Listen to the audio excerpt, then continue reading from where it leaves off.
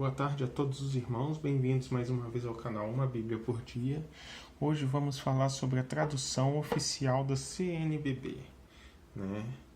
Essa Bíblia que por muitos católicos é considerada uma tradução mais fácil, voltada para um público mais simples, né? Não é uma Bíblia voltada para teólogos devido à linguagem dela, certo?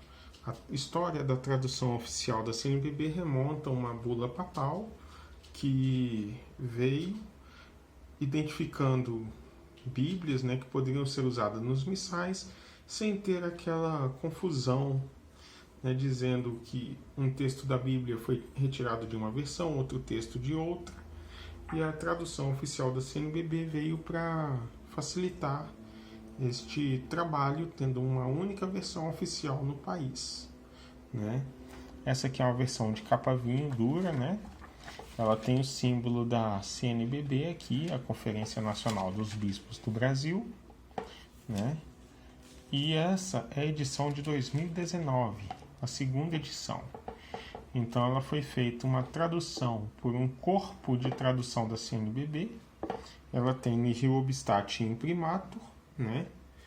E ela foi feita, né? Anteriormente a primeira edição foi uma edição teste e acabou ficando essa. E colocou aqui uma introdução sobre a nova tradução da Bíblia da CNBB, né? E fala que em 2001 foi lançada em caráter experimental a tradução integral auspiciada pela CNBB, aquela do vídeo anterior que foi apresentada em parceria com a Canção Nova.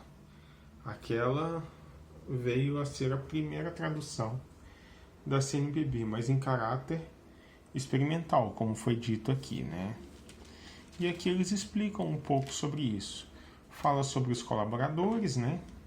O índice da Bíblia aqui, que pela classificação católica são históricos, sapienciais, profetas e Pentateuco, né? E o Novo Testamento.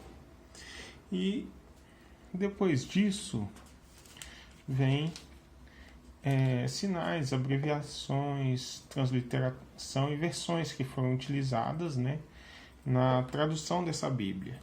E aqui a lista dos livros bíblicos em ordem alfabética. Os que estão em grifo, né, são, por exemplo, os livros chamados deuterocanônicos. Vou mostrar para vocês aqui, ó, o livro de Tobias, por exemplo. Ele está numa letra diferente, né, do resto. O profeta Baruque também. Então, assim, eles usam para identificar os livros deuterocanônicos que participaram do segundo canon. Aí aqui vem a ordem dos livros da Bíblia, né, que é classificada como Pentateuco ou Lei de Moisés, livros históricos, sapienciais e proféticos no Antigo Testamento, onde tem a subclassificação de profetas maiores e profetas menores. E o Novo Testamento, com 27 livros, divididos em Evangelho e Atos, cartas paulinas, né, ou corpos paulinos, cartas católicas e o livro de Apocalipse. E por ser uma Bíblia voltada para um público mais leigo, aqui ele ensina um modo de citar, né? João 1:1, João capítulo 1, versículo 1, né? Tudo isso que foi explicado naquele primeiro vídeo do canal está aqui explicado também. Por isso ela é uma Bíblia mais voltada para leigos. Coisas assim não se encontram, por exemplo, numa Jerusalém. E aqui é a introdução geral, né, dessa Bíblia. E toda a história, né, acerca dela.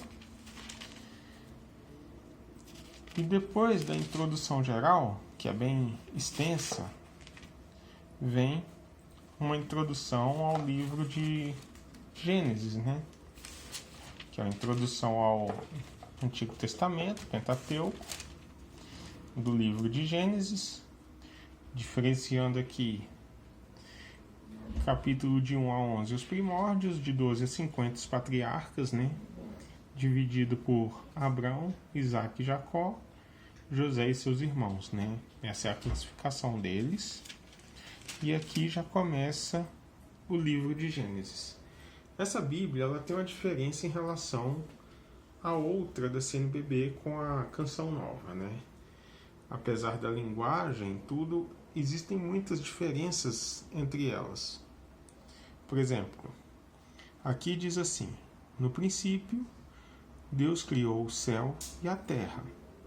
A terra era sem forma e vazia, sobre o abismo havia trevas, e o Espírito de Deus pairava sobre as águas. Né? Vê que o sistema que ela usa é o sistema paragrafado, e aqui nós temos notas de rodapé, notas explicativas. No corpo de texto ela não tem referências, as referências ficam por conta das notas mesmo. Tá certo? Todas essas notas, elas ocorrem em toda a Bíblia, né? Para poder ajudar a pessoa que é mais leiga a compreender os textos, né? Aqui temos o livro de Oséias e vamos terminar aqui, apresentar Mateus capítulo 1, 25. Isso aqui é importante. Depois de Malaquias, como na outra Bíblia, aqui aparece o Pantocrator, que já foi explicado na primeira Bíblia lá da CNBB, né? Que se encontra na capela da CNBB em Brasília. Tá? Aqui tem os autores e canon dos evangelhos. Ela não tem aquela página que define a história dos macabeus, né? O período interbíblico.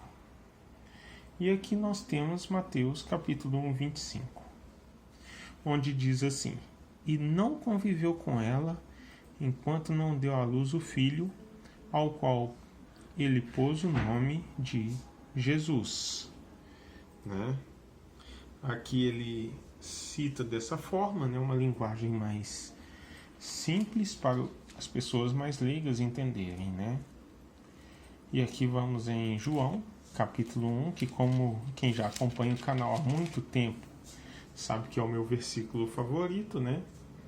E aqui se encontra da seguinte forma: no princípio era a palavra, e a palavra estava com Deus, e a palavra era Deus. Ela estava no princípio com Deus, tudo foi feito por meio dela, e sem ela nada foi feito de tudo o que foi feito. E aqui em Apocalipse vamos verificar a existência da palavra Amém, que, como já foi explicado em outros vídeos, né, a palavra Amém, ela define se a Bíblia foi traduzida do texto Receptus ou texto crítico, e aqui não se encontra. Após Apocalipse, ela tem aqui o glossário, né, com nomes próprios e comuns. Depois do glossário, ela vem as leituras do ano litúrgico, né, com tabelas de pesos e medidas, calendário e as leituras. No caso, o ano de 2020 é o ano A, então seriam essas as leituras do ano de 2020 e vai até 2034, né? Vai de 2017 a 2034, um período de 17 anos. Eles sempre colocam na média de uns 20 anos para frente, identificando os tempos, né? Os anos em A, B e C, os ciclos bienais, né? Tempo pascual e etc. Aí aqui vem, depois do ano litúrgico, vem aqui o nascimento da Bíblia, né? Como ela foi escrita até chegar os dias de hoje. Tempo de juízes, exílio, helenismo na Judéia e, por fim, o tempo do Novo Testamento, com alguns mapas que constam aqui sobre a Palestina, né? O Templo de Jerusalém e outros mapas, genealogia dos herodianos, né? Para quem estuda o período asmoneu. E aqui as legendas sobre isso. Tem esse espaço aqui para anotações, né? Que eles deixaram essas páginas para isso. E essa Bíblia termina aqui com o símbolo da Edições CNBB. Bem, o que falar? Ela é uma Bíblia de capa dura, né? E é uma Bíblia barata, né? Preço acessível e tudo. O papel utilizado é o papel Bíblia. Ela contém um fitilho, né? Como a gente costuma falar do fitilho, eu apresentei ele aqui, né? Ela tem esse fitilho para poder marcar os textos. E a linguagem dela, como foi mostrado, é uma linguagem mais simplificada para um povo mais leigo. Não é uma Bíblia voltada para um público mais profissional, já que ela procura, né, acessar pessoas mais simples. O objetivo da CNBB é levar a Bíblia a pessoas mais simples. Então, essa Bíblia ela foi feita pensando nesse tipo de público. Foi lançada recente uma edição de estudos dela, né, com estudos mais aprofundados, mas a linguagem é a mesma. O preço médio dela é em torno de R$30. Ela se encontra em qualquer livraria católica para aquisição e também no site da CNBB. Tá certo? Seria basicamente isso sobre esta Bíblia. Aqui, gente, agora vamos encerrar, né? E semana que vem tem mais vídeo também. Sempre nas sextas-feiras temos vídeos novos. E peço aos irmãos que, se gostaram dessa Bíblia, né, quiserem adquirir, podem adquirir diretamente na CNBB ou nas livrarias católicas mais próximas de sua casa. Também não deixe de se inscrever no canal, deixar o seu like no vídeo, tá certo?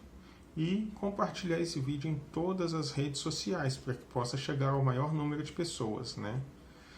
Deus abençoe a todos, a paz e fiquem com Deus.